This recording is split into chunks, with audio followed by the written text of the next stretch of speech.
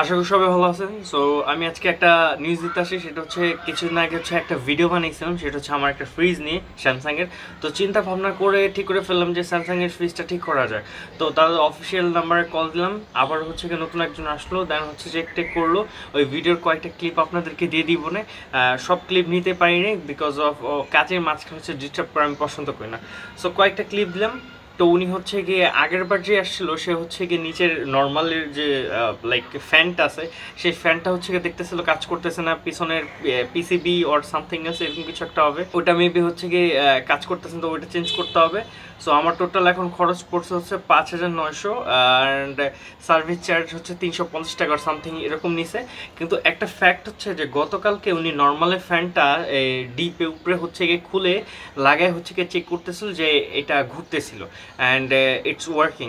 কিন্তু ফ্যাক্ট হচ্ছে যে ওই মাদারবোর্ডের কারণে হয়তো বা ওই লুপটার কারণে ওইটা ব্রেক থ্রু হয়ে যাওয়ার কারণে এটা চলতেছিল না, এত কথা বল লাগে।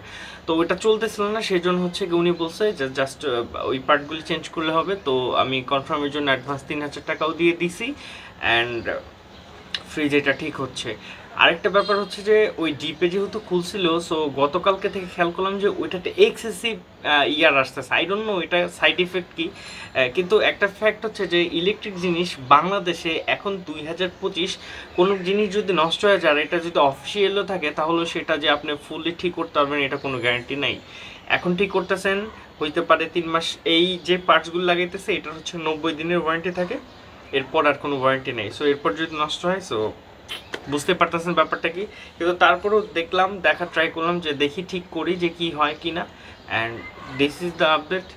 আর আর কোনো আপডেট নেই আজকে, কালকে অর পরশু সামথিং এলস এরকমই চলতে থাকবে আনটিল দ্য মান্থ এন্ডস। ভালো থাকবেন সবাই আর